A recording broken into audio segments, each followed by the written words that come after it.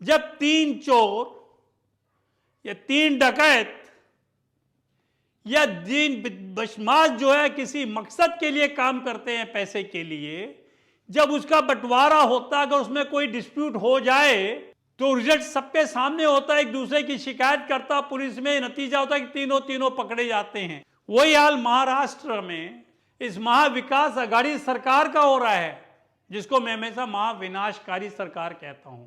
और संजय राउत भी कल परसों सामना में उसने क्या लिखा, बड़ी फंटास्टिक चीज लिखी, बड़ी हंसी की बात आ रही है। वो ये कहता है कि ये जो अनिल देशमुख जी हैं, he became the home minister by accident. बड़ी अचंभे की बात है कि महाराष्ट्र के अंदर बाय एक्सीडेंट भी लोग होम मिनिस्टर बन जाते हैं। होम मिनिस्टर कोई छोटी मोटी पोस्ट नहीं है, it is next to the CM. फिर संजय राउत जी कहते हैं कि अनिल देशमुख को, भैया आपने सीनियर अफसरों से क्यों पंगा ले लिया? I don't understand what's the meaning of पंगा ले लिया। और आपने पब्लिकली जो इंक्वायरी कंस्टिट्यूट करी, इसको क्यों डिक्लेयर कर दिया? नमस्कार, मैं SD Bindlesh, advocate from Delhi. I welcome all of you. अगर आपको मेरा बाइट अच्छा लगे तो please subscribe the channel and share it. मैं आपको महाराष्ट्र में ले चल रहा हूं। वहां पर बीजेपी और शिवसेना ने मिलकर इलेक्शन लड़ा था। महाराष्ट्र की पब्लिक ने वोट इसलिए दिया था कि दोनों मिलकर के सरकार बनाएंगे। महाराष्ट्र की पब्लिक ने इसलिए वोट नहीं दिया था कि शिवसेना बीजेपी को छोड़कर एनसीपी के साथ हाथ मिलाएगी और कांग्रेस के साथ हाथ मिलाएगी और एक महाविकास आघाड़ी नाम की सरकार पैदा करेगी, जिसका कि फ्यूचर हमेशा ही अनसर्टन रहा है, अनसर्टन था, है और रहेगा। यह महाविकास आघाड़ी सरकार नहीं है, यह महाविनाशकारी सरकार है, जिसमें हिंदुओं का सर्वनाश होता आया है। ये एक अपीजमेंट वाली सरकार है, ठीक उसी तरह से जैसे ममता की सरकार वेस्ट बंगाल में है। हिंदुओं ने बड़ी उम्मीद के साथ, बड़े विश्वास के साथ शिवसेना के वायदों को देखते हुए, उन पर विश्वास करते हुए शिवसेना और बीजेपी के गठबंधन को जो वोट दिया था, शिवसेना ने वो तोड़कर पब्लिक से फ्रॉड किया है, ऐसा गुनाह किया है जो कि अक्षम्य है, उसे माफ नहीं किया जा सकता। अब मैं आपको करंट हालात पे लेके आता हूं। विपरीत विचारधारा इकट्ठी कैसे रह सकती है जब तक कि उसके अंदर एक कोहेसिव फोर्स ना हो? दाने कितने ही किस्म के ले ले, जब उसमें तागा एक पड़ जाता है तो सारे इकट्ठे हो जाते हैं और एक माला का रूप धारण कर लेते हैं। और जब तागा टूट जाता है तो सारे सारे मोती जो हैं वो बिखर जाते हैं। ये जो कांग्रेस है, ये जो शिवसेना है और जो नेशनल कांग्रेस पार्टी है, इन तीनों को जोड़ने वाली ऐसी कौन सी ताकत थी जो इन तीनों को इकट्ठे लाई एक प्लेटफॉर्म पर और इकट्ठा रखा हुआ है? आपको जान के बड़ी हैरानगी होगी। सबको मालूम है वो तागा कौन सा है, पर कह नहीं पा रहे खुल करके। वो तागा है करप्शन एंड वसूली। जैसे बंगाल में कट मनी होता था हर जगह पर, महाराष्ट्र में हर जगह वसूली होती है। जैसे पहले बादशाह लोग जजिया टैक्स हिंदुओं से वसूल करते थे, उसी तरह से ये विकास आघाड़ी सरकार महाराष्ट्र की पब्लिक से एक जजिया वसूल करती है, जिसे हम करप्शन या वसूली कहते हैं। ये घड़ा कब फूटा? जब अनिल देशमुख, जो नेशनल कांग्रेस पार्टी के शरद पवार के बहुत ही चहेते नेता हैं, उन्होंने महाराष्ट्र पुलिस से, बॉम्बे पुलिस से कहा कि मुझे 100 करोड़ रुपए हर महीने चाहिए। चलिए, वहां तक तो बात ठीक है, मुझे चाहिए, पर अगर आप ये कहें कि अपने पुलिस फोर्स को लगाइए और वहां से इकट्ठे करके मुझे दिलवाइए, तो क्या भैया ये तुम्हारे बाप की है क्या सरकार? पुलिस कुमार, तुम्हारे जो पुलिस है, ये तुम्हारे बॉन्डेड लेबर है क्या? क्या आपने जिस समय पब्लिक से वोट मांगने आए थे, क्या नेशनल कांग्रेस पार्टी के जो नेता हैं, शरद पवार जी हैं, देशमुख जी हैं, अजित पवार जी हैं, क्या उन्होंने पब्लिक से कहा था कि अगर आप मुझे वोट दोगे तो मैं 100 करोड़ रुपए हर महीने वसूल करूंगा आप लोगों से, नहीं दोगे तो धमकी दे के लूंगा, अगर नहीं दोगे तो मैं जेल भिजवा दूंगा झूठे मुकदमे करके? अरे इतना ही अगर आपको लालसा थी तो आप कह देते इलेक्शन जब आप फाइट करने गए हैं, अपने जो मैनिफेस्टो उसमें निकाल देते कि साहब मेरी फीस जो है हमारी पार्टी की 100 करोड़ रुपए महीना की है, अगर 100 करोड़ रुपए महीने की मुझे रिश्वत मिल जाती है 1 नंबर में, 2 नंबर का तो हिसाब नहीं बता रहा हूं मैं, तो मैं ठीक है सरकार बनाऊंगा, वरना मैं सरकार नहीं बनाऊंगा। क्यों साहब, उस समय क्या हो गया था? उस समय जनाब बड़ा मिस्टर क्लीन बने हुए थे राजा हरिश्चंद्र की जगह, कि कभी झूठ नहीं बोलना, मैं तो धर्मराज युधिष्ठिर हूं। क्यों शरद पवार जी उस समय कहां गए थे आप? अब तो बड़े प्यार से शील्ड करते हैं, नहीं नहीं नहीं नहीं अनिल देशमुख ऐसा नहीं हो सकता, I know him better. Sanjay Raut भी कहते थे नहीं नहीं Anil Deshmukh is not a bad minister, is a very good minister. Sanjay Raut ने तो सचिन वाजे के लिए भी कह दिया था, is a very sincere, daring and anti terrorist squad के स्पेशलिस्ट हैं। सब वो जो एडजेक्टिव्स थे, वो जो विशेषण इस्तेमाल किए जाते थे, वो कहां चले गए? या तो उनको एंटी टेररिस्ट स्पेशलिस्ट की मीनिंग नहीं पता थी, वो जो लूट खसोट स्पेशलिस्ट होते हैं ना, वसूली एक्सटॉर्शन स्पेशलिस्ट, उसको वो समझ बैठे कि साहब extortion specialist means anti terrorist specialist. Sanjay Raut ji, आप अपनी अंग्रेजी को या हिंदी को कहूं, या अपना जो सामान्य ज्ञान वो ठीक कर लीजिएगा। आप बताइए ना पब्लिक को, जब आपने बोला था कि ये एंटी टेररिस्ट एनकाउंटर स्पेशलिस्ट हैं, उसका मकसद क्या था आपका? क्या यही वो एंटी टेररिज्म की वो है, स्पेशलिस्ट है? Now let me come to the point. Right from day 1, जब से महाविकास आघाड़ी सरकार बनी है, it is under dispute. Palghar में हिंदू संत महात्मा मारे जाते हैं, तो यही देशमुख कह देते साहब वो तो बच्चा चोर समझ के उन्होंने, पब्लिक ने गलती से उन पे हमला कर दिया। अरे भैया, अगर हमला गलती से कर दिया, तुम्हारे 15-15 जवान वहां खड़े हुए क्या कर रहे थे? क्यों तुम्हारे जवानों ने ही उनको पकड़ के धकेला पब्लिक के अंदर कि जाओ मारो इनको? क्या 15 जवान खड़े होकर के पब्लिक को हटा नहीं सकते थे? इसको प्रोटेक्शन कॉरिडोर बना करके उसको अंदर लाके कमरे में बंद नहीं कर सकते थे क्या? कहते बच्चे के पांव पालने में नजर आ जाते हैं।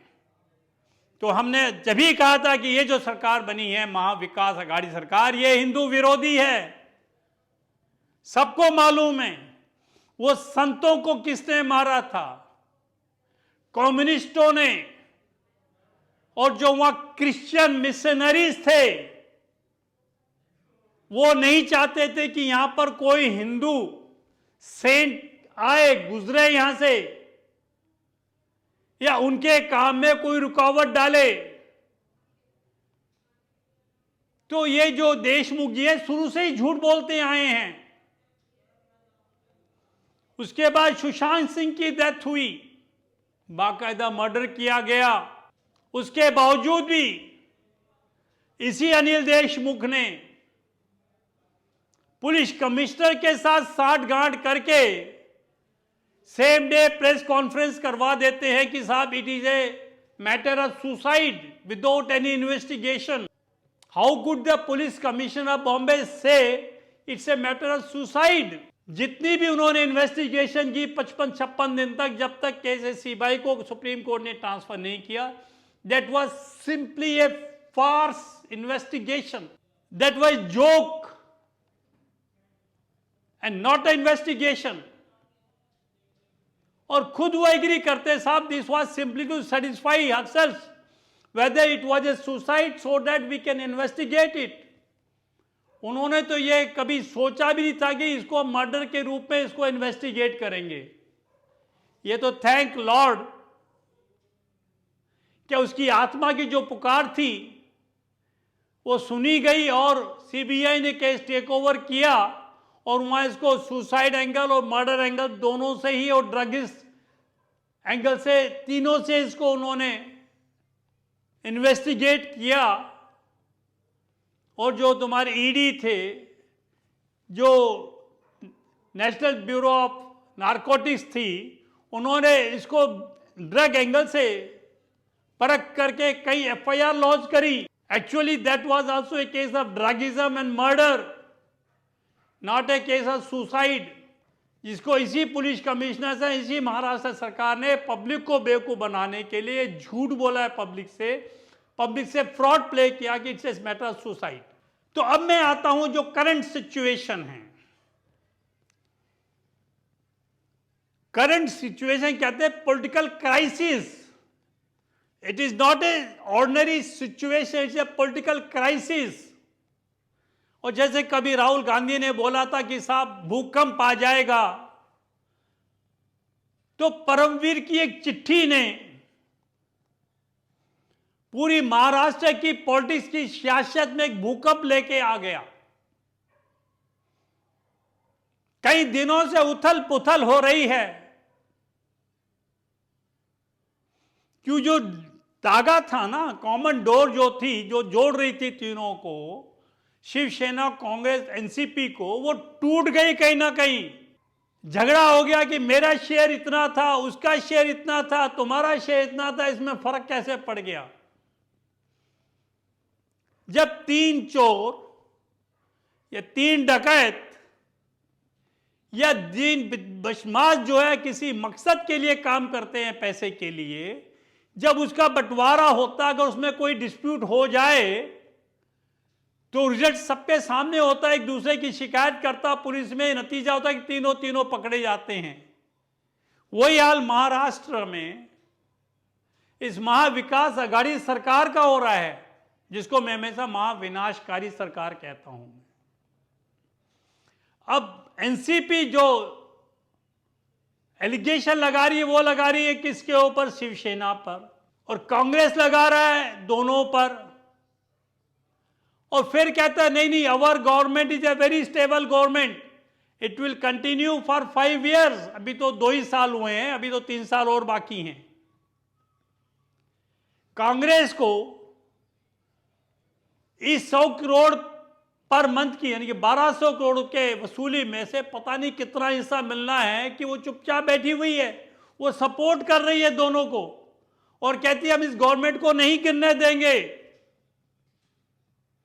और संजय राउत, भी कल परसों सामना में उसने क्या लिखा, बड़ी फंटास्टिक चीज लिखी, बड़ी हंसी की बात आ रही है।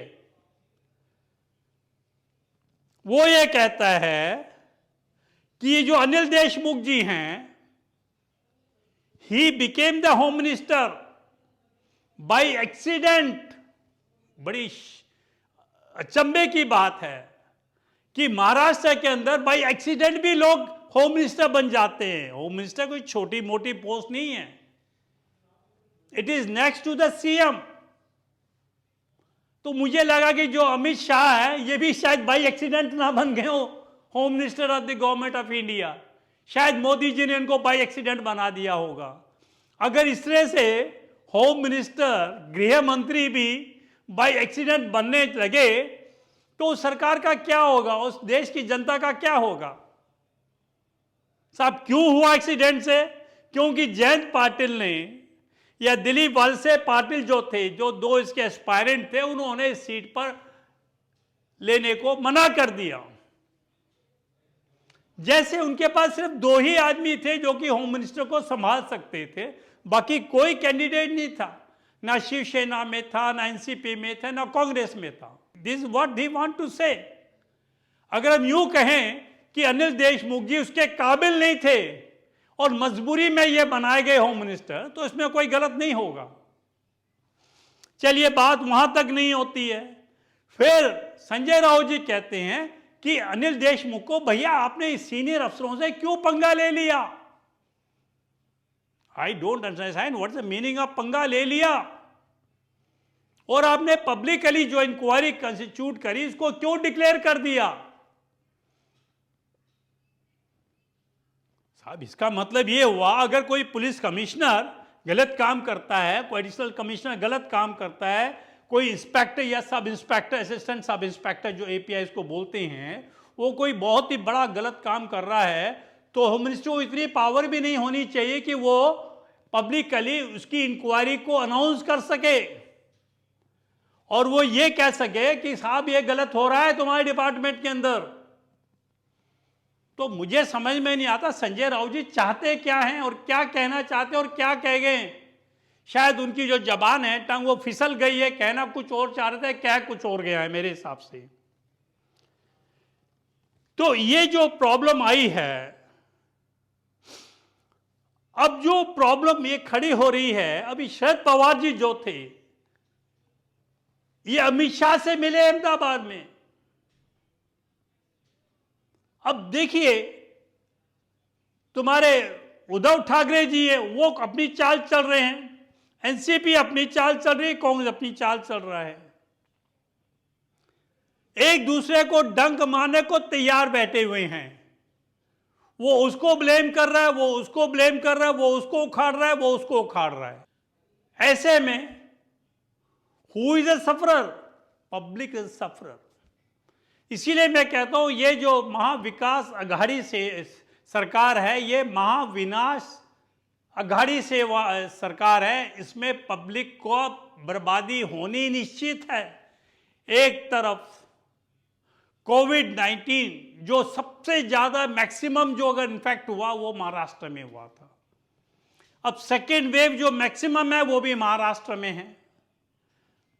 जितनी नेग्लिजेंस उनके हॉस्पिटल्स में महाराष्ट्र में शायद ही कहीं हिंदुस्तान में हो। अभी रिसेंटली जो ड्रीम मॉल था उसके अंदर जो हॉस्पिटल बना रखा था, उसमें कितने जो पेशेंट थे, serious patient, those who were on ICU और उस पे लगे हुए थे वेंटिलेटर पे, वो बेचारे सफोकेशन बन करके मर गए क्योंकि उसमें पहली मंजिल में आग लग गई थी। और surprisingly, under which rules they had permitted the hospitals to continue, that to super specialist hospital in a mall, और वो भी सेकंड थर्ड फ्लोर के ऊपर। और किसका था? उसी वधावन का था जिनको कि बॉम्बे पुलिस ने शेल्टर किया था अगेंस्ट द जुडिशरी। उनको पता था ये बंदा कहां है, जुडिशरी को छुपा लिया उन्होंने। कोर्ट में झूठ बोला बॉम्बे पुलिस ने कि उनको नहीं पता वो कहां हैं, जबकि बॉम्बे पुलिस उनको शेल्टर करके महाबलीपुरम में पूरी फैमिली के साथ एक एक्सकर्शन के लिए, घुमाने के लिए प्रोटेक्शन दी थी। वो भी कब? जबकि कोविड की रिस्ट्रिक्शन थी, विदाउट एनी परमिट। जहां इतनी घपलेबाजी हो, वहां आप क्या उम्मीद कर सकते हैं सरकार से कि वहां पब्लिक को न्याय मिलेगा? आप कंगना रनावत का केस देख लीजिएगा।